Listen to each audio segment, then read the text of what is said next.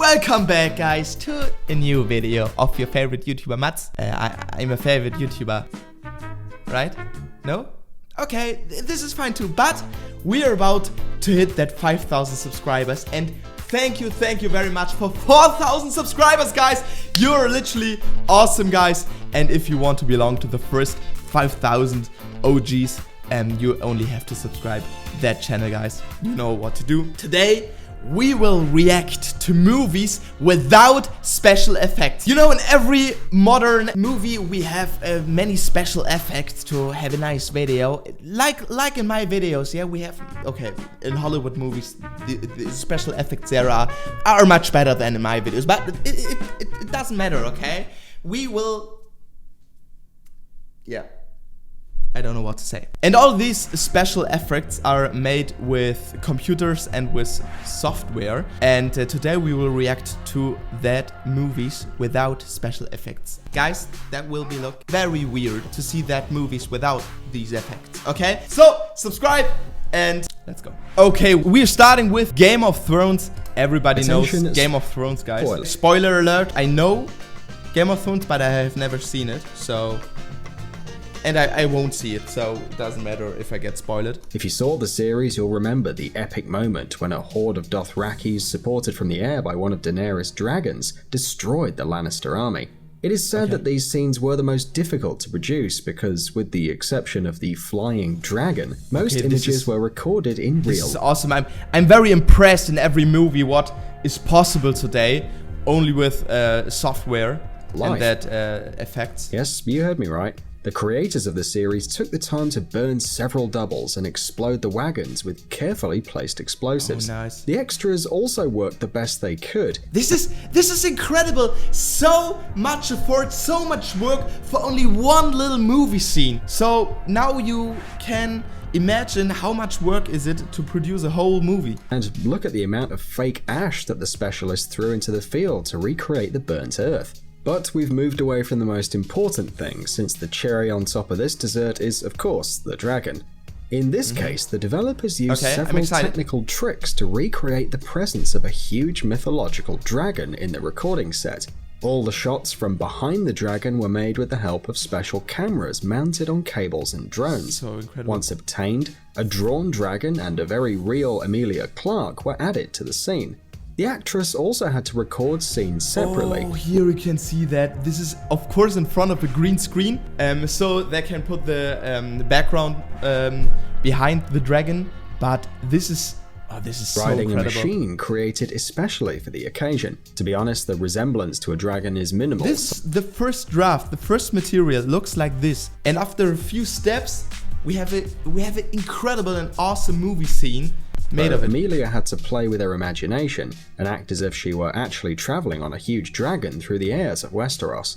Around the actress, there were not even fake clouds. The whole scene was filmed on a green background. A similar situation was experienced. I have never seen Game of Thrones, but I think every episode of that it was with special effects and with scenes with the dragons and that stuff like this, right? If so, it's incredible how much work is behind that series. Experienced in the 6th episode of the season, where Daenerys and her dragon managed to save Jon Snow and his team. After the traditional indoor recordings, Emilia was able to participate in the open field scenes with the other actors, on an island in the middle of a frozen lake. But, as it were, you can see the dragon's huge green back. Exactly that was the point at which...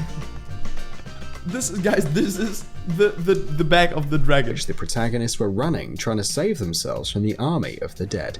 Only to build this thing out of, I don't know which material is it, but this is so much work to only build it like a dragon's back.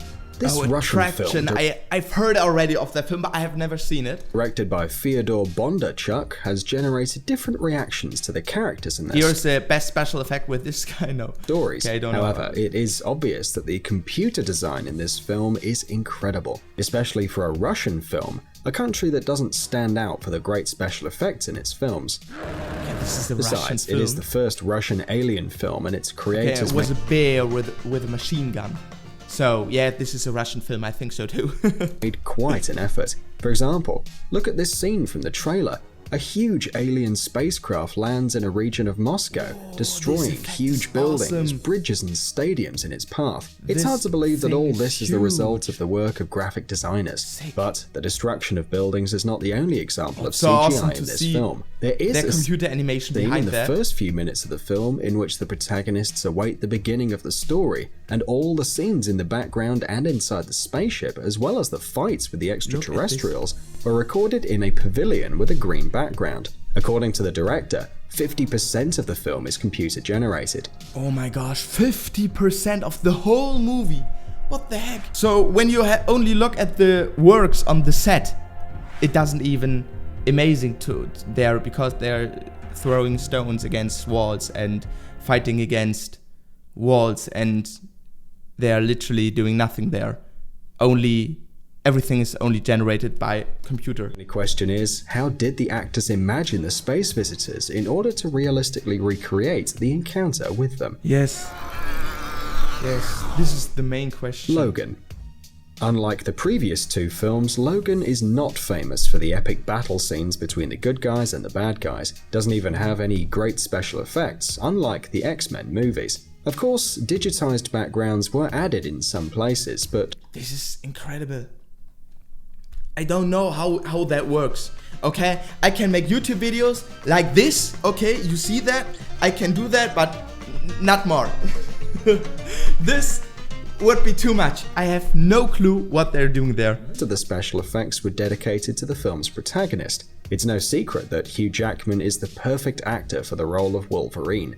But even the physical resemblance doesn't allow the actor to regenerate himself as the superhero, let alone use his adamantium claws. All this is possible thanks to the use of the CGI. In addition, the 18 classification... Look, but they have to edit every frame. Am I right? But okay, the modern software, I think they can generate the rest of the frames too. But of the film allowed us to enjoy decapitations and extractions of realistic and quite bloody bullets. By the way, some special effects were also used to give life to Laura, Wolverine's little clone, allowing her to have the same claws as Logan and throw herself at enemies with the same ferocity.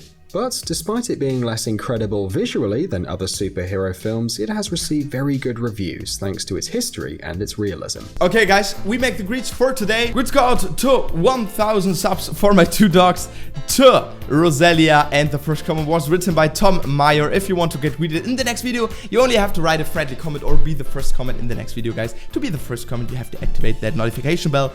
You know what it is, guys. Okay, we go into the next movie. It's called San Andreas. All the movies about catastrophes are full of special effects. But I love movies with catastrophes, like The Day After Tomorrow, 2012, and obvious, stuff. Since no one is willing to destroy an entire city to create a 2-hour film about the destruction of humanity. For that reason, to destroy the Of course, I thought they would destroy a whole city only for their movie.